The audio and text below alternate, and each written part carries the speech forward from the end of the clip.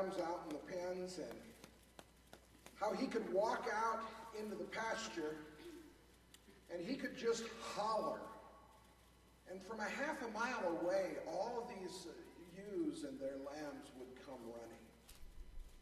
And wherever he went, they just followed. And it just caught my mind. And as I sat and thought about this morning's service, this one verse just kept coming back to me. My sheep know my voice, and I know them, and they follow me. This morning, that is Jesus' one desire for us. That we would be a people so committed, so unbelievably bent towards following, that even when he whispers, we would recognize his voice, and we would step out from wherever we are, and we would simply follow him. So what does following mean? Well, 1 John chapter 2, verse 6 teaches us that to abide in and follow Jesus, we must walk in the same manner that he did. So in other words, what Jesus said, what Jesus did, where Jesus went, how Jesus treated people, the way he loved, the way he acted, the way he worshiped, that's what we do. Because that's what it means to abide in and follow him. Following Jesus is about listening and then doing.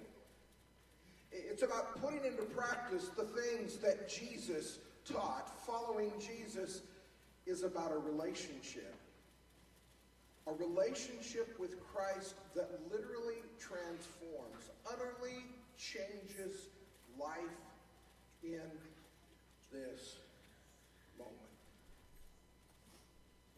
We recognize, though, in the process that there are times Jesus has to get our attention. And there are times that perhaps we don't follow quite as nearly as we should. There was one of those moments in the ministry of Jesus where he looked to his disciples and said, "Why do you call me Lord, Lord, and do not do what I tell you?" The bottom line is this: Jesus is looking for a people who choose to follow.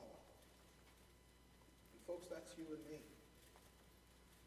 The second step, last week we talked about to follow means to live a life of commitment. This morning we look at the second step, which is Christ's call to be a servant. And there are a number of scriptures I want to read to you this morning. Just if you want to follow along, you can do that, or you can look them up as we go. But we begin in John chapter 12, verse 26, where Jesus says, "Anyone who wants to be my disciple must follow me, because my servants must be where I am. And the Father will honor anyone who serves me." Now, I want you to catch that. Jesus is very quick to use the word servant. He's very quick to say that those who follow serve. And the message he's trying to communicate to us is that if you're a follower, you are a servant.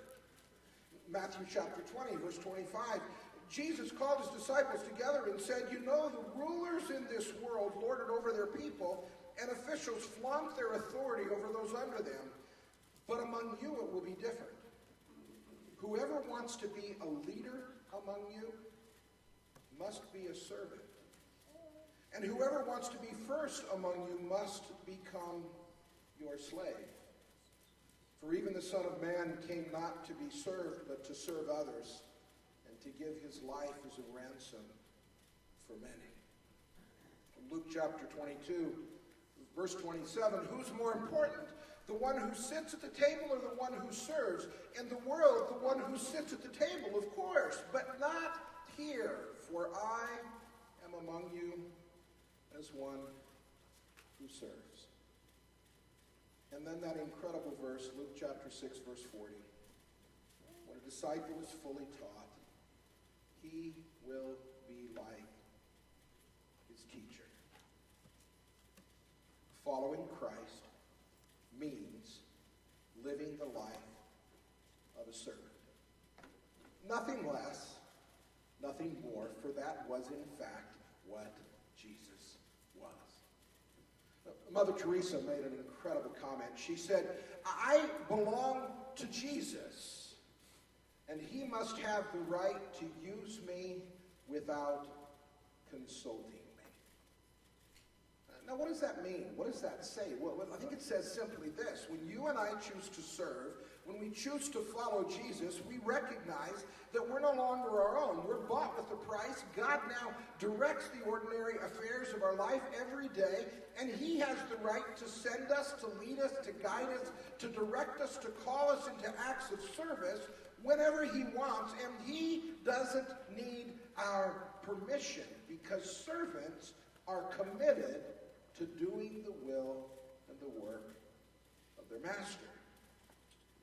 We have to be careful here, though, because in serving, we understand that in being a servant, we have to realize there's a difference between just serving and in being a servant. Richard Foster writes in his book, Celebration of Discipline, that we must see the difference between choosing to serve and choosing to be a servant. He says when we choose to serve, we're still in charge.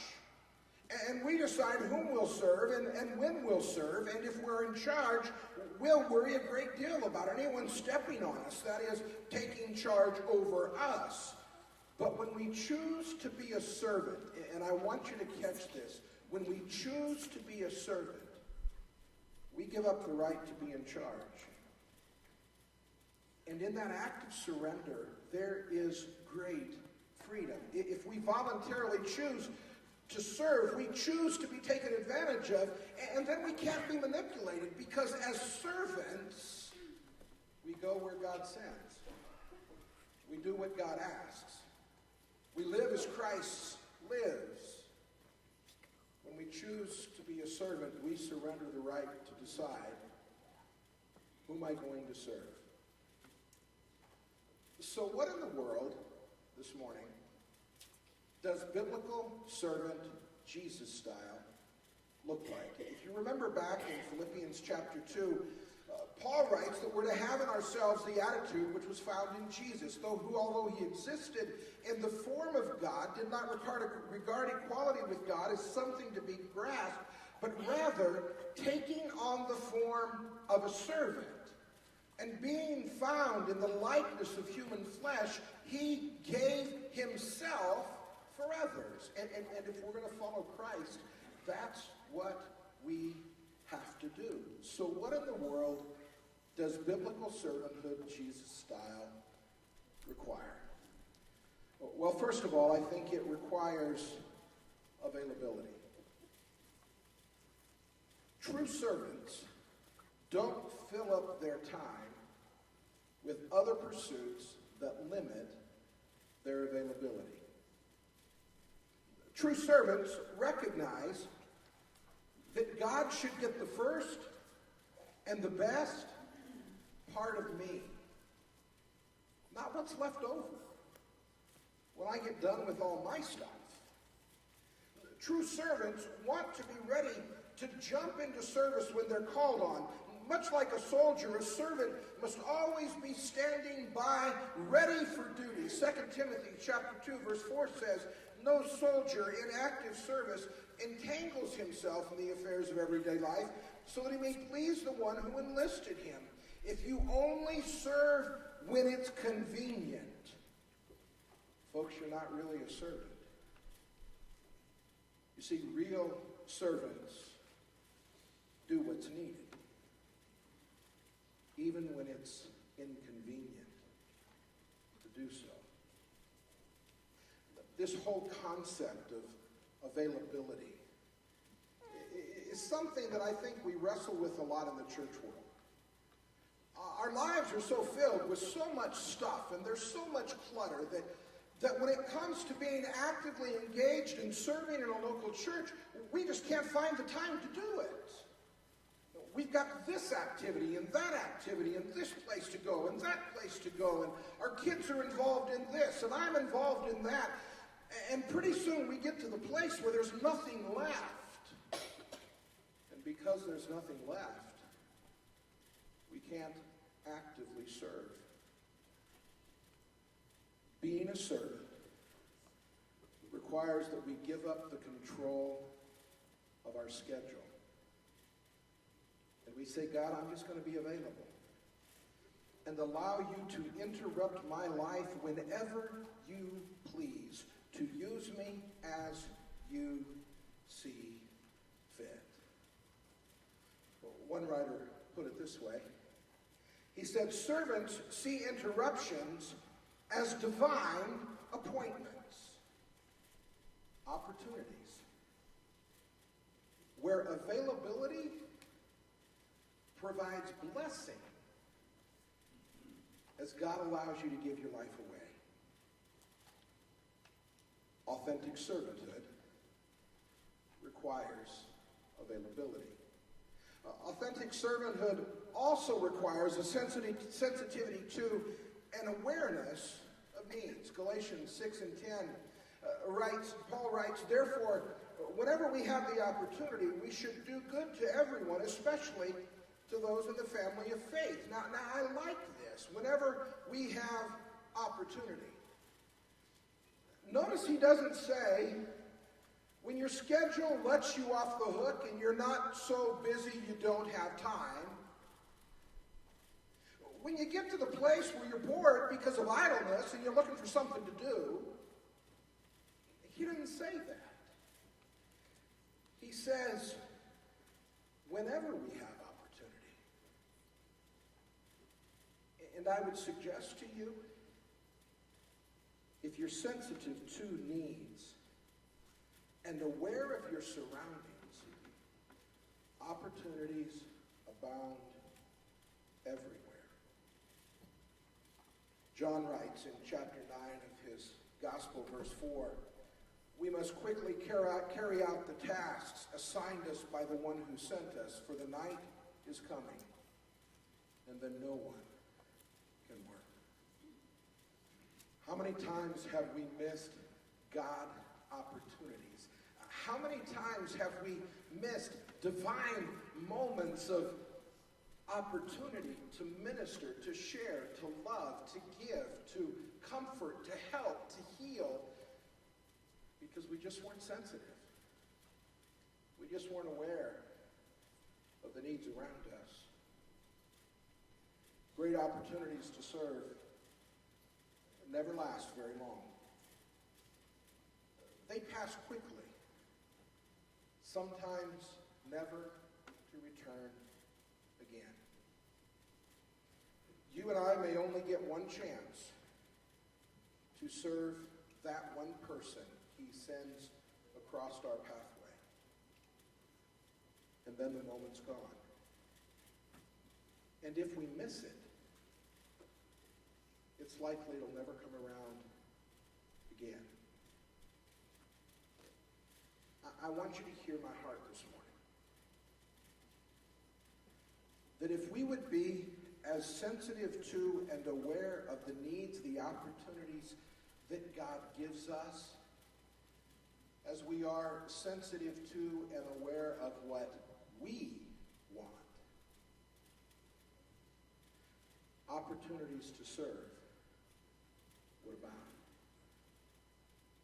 Too often, we're too caught up in our stuff. And being caught up in our stuff, we just aren't sensitive to or aware of the needs that are there before us. I love what John Wesley said. This is an incredible statement. He says, church, do all you can. By all the means you can. In all the ways that you can. In all the places that you can.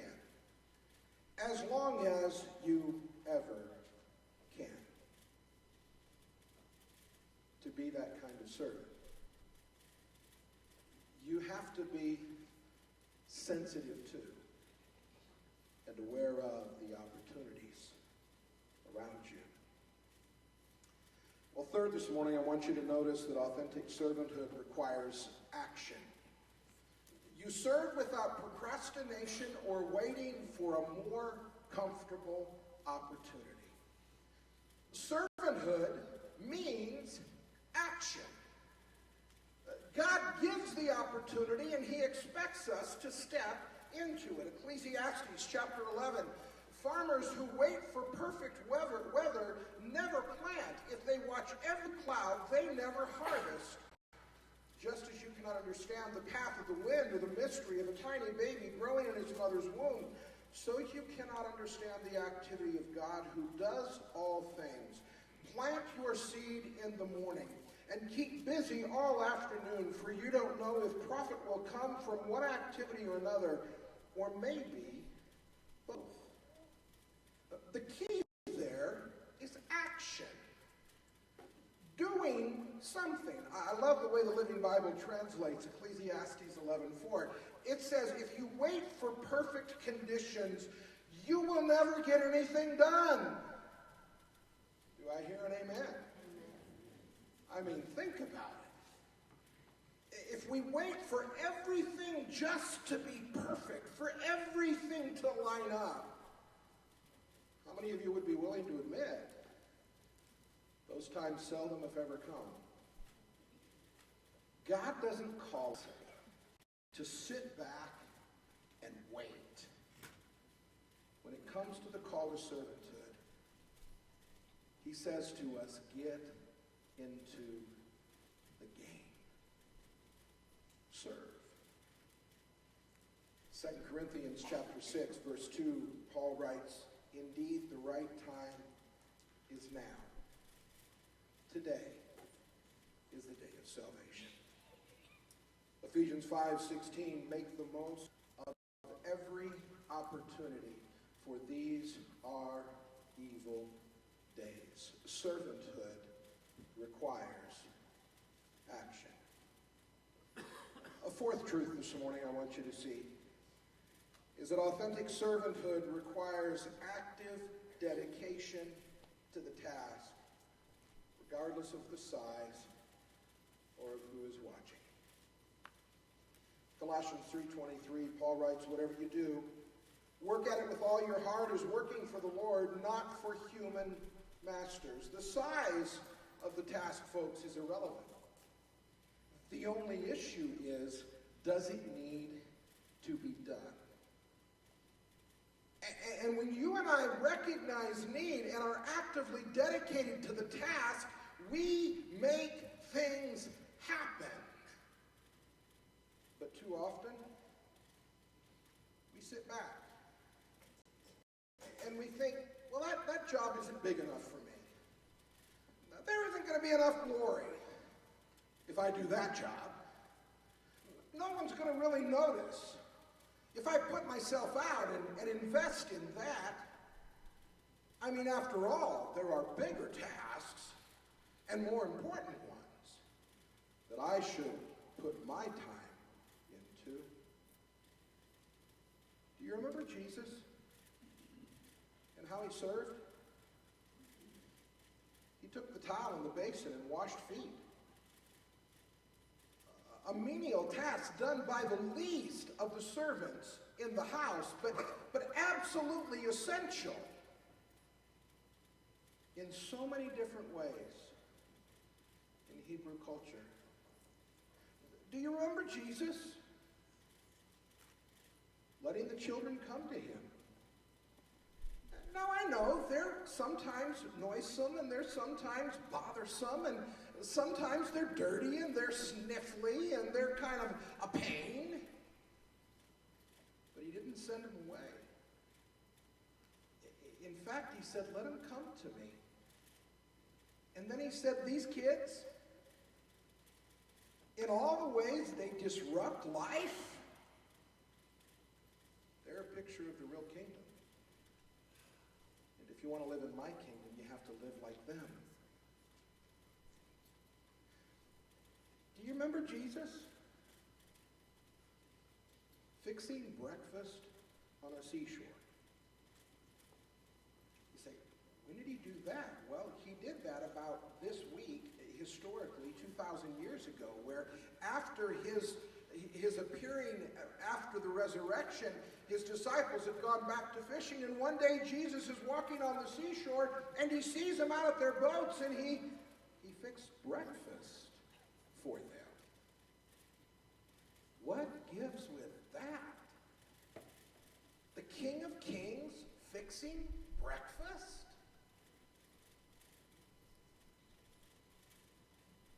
Or how about dealing with lepers? The forsaken, forgotten ones who weren't even allowed in town. Jesus not only went to them, he touched them, and he ministered to their needs. This whole concept of servanthood requires an active dedication to the task, regardless of the size or of who's watching. Because the reality is, most of the stuff that God calls on us to do isn't real big and isn't going to be noticed by many, if any at all. But if you're faithful to do it, it will make all the difference in the world. 20 years ago, Debbie and I started working at children's camp on the district. And when we took children's camp over, we had lots of ideas and things that we thought needed to be done. And it wasn't long after we started that a pastor on the district came and he said, you know, John and Debbie, there's just a job that needs to be done that I don't think anybody's willing to do, but it's really essential. Could I clean the bathrooms? And for 18 years, Pastor Tom Bowes on our district came to camp every year. And he cleaned toilets. And he scrubbed showers. And he mopped floors. And he put paper towel and toilet paper in dispensers. And nobody knew who it was that was doing it most of the time because it happened when no one was around. They were in chapel or in activities. There was no glory or fanfare in it. It was just something that needed to be done, and he did it. And you know, when you have people serve in places like that, it's amazing what it results in. A number of years ago, Tom decided that the task was getting a little large, and that maybe one of the things we should teach kids at camp is how to be servants. So he devised this game where he said, what we're going to do is we're going to have a contest between the guys and the girls and see who can have the cleanest, brightest, nicest bathroom on the campground. Now you laugh, it was hilarious. The boys were searching far and wide for every flowering dandelion and flowering weed they could find. And they were looking for cups and glasses to make beautiful vases to put in the bathrooms so that when you came in, there was this air of allergy in the room. But it looked really good.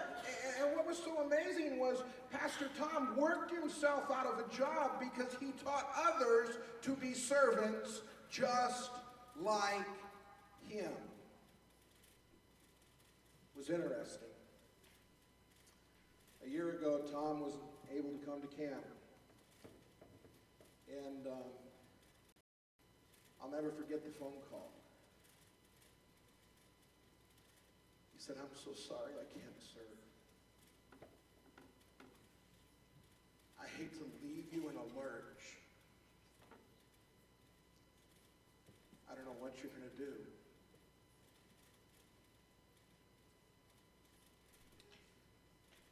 The next day, a new servant stepped up. Said, I can do that. And following in the footsteps of Tom Bowes, Caitlin came on the scene. And there were still vases of flowering weeds. And Their job wasn't really significant because people recognized that servanthood requires dedication to the task. And it didn't matter who got what in the end. What mattered was that the task was cared for. There's a fifth truth I want you to see this morning. And that is that authentic servanthood requires faithfulness reflected in the fulfillment of the tasks set before them. Now, you got to realize that 4 and 5 go together. Active servanthood requires dedication to the task, but now it requires faithfulness reflected in the fulfillment of the task. I like this. Servants finish their tasks, fulfill their responsibilities, keep their promises, complete their commitments. They don't leave a job half done, and they don't quit when they get discouraged. They're trustworthy and dependable. In a word, they're faithful. Can you imagine where we would be if the greatest servant who ever lived, Jesus Christ, had decided he wasn't going to be faithful to the task? Can you imagine what might have happened if, when in the garden he prayed, "Father, let this cup pass from me," he would have gotten up and walked away and said, "I'm not doing it." But because he said, "Not my will, but your will be done," salvation is ours today.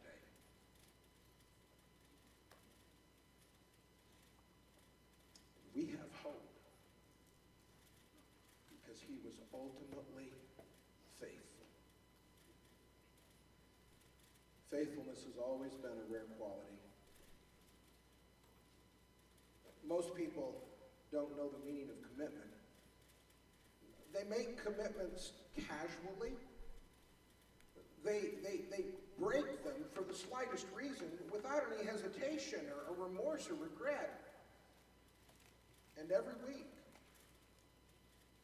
churches like ours struggle to fill the slots because volunteers don't prepare or don't show up or don't call and say they're not going to be there. And the task is left wanting because someone failed to be a servant. Can you be counted on by others? Are there promises you need to keep? Vows you need to fulfill? Commitments you need to honor? This really is a test. And authentic servanthood requires faithfulness to see the task completed. Now, y'all forgive me for my next statement, but in a church like ours, it's important. Faithful servants never retire. They serve faithfully as long as they have breath.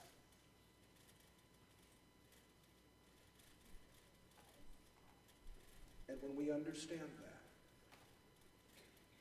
and when we're committed to that, faithfulness in servanthood brings incredible joy. Well, there's a final task I want to share this morning. It's found in Matthew 6:1, where we learn that authentic servanthood requires anonymity. Attention to the task, not getting attention, and praise as your motivation. Matthew 6:1 says, "Beware of practicing your righteousness before men to be noticed by them. Otherwise, you have no reward with your Father who is in heaven." Some of the greatest jobs are often accomplished by the most anonymous of persons. If I told you this morning who in our church was active in doing so many of the things that happen around here, you might be utterly surprised. Because you didn't know. You didn't realize. You didn't recognize that this person was engaged in this or that person was doing that. Too often we live in a world where we want to be noticed by everyone. We say it's all about us. And when we serve, we're caught up in this idea that if I don't get praise, if I don't get accolades, if I don't get recognized, well, it's not worth serving. True servanthood requires anonymity. Because it's not about who notices. It's about what God enables us to do. You've heard me say often, live to an audience of one. Self-promotion and servanthood don't mix. Real servants don't serve for the approval and the applause of others. They live and they serve and they give to be recognized only by one. Because in the end, it doesn't matter what I think you did, or what you think about what I did. What matters is that He sees us faithful, having done what He's called us to do. Having a servant's heart means to not only put others' needs ahead of your own, but to serve with the right motivation. It's about them, not me. Servanthood. It requires 6 things. Availability, sensitivity, action, dedication, faithfulness, anonymity. 6 things that accurately describe the heart and the call to real servanthood. How this morning do you measure up? You see, ultimately and finally, it's not the size of the task, but our dedication to it. It's not who notices, but the fact that we were faithful to get it done. To be a servant means simply to do what Jesus did. And that is to give of himself, expecting nothing in return. Does that this morning describe you? Pastor James is going to come and close our service with a word of prayer this morning. But as he comes, if you'd have to be honest enough in saying, God, as you search my heart, that's not the kind of life I'm living. I want to be a servant. As he prays this morning, just simply ask the Lord to give you the heart of a servant and to make you a servant indeed.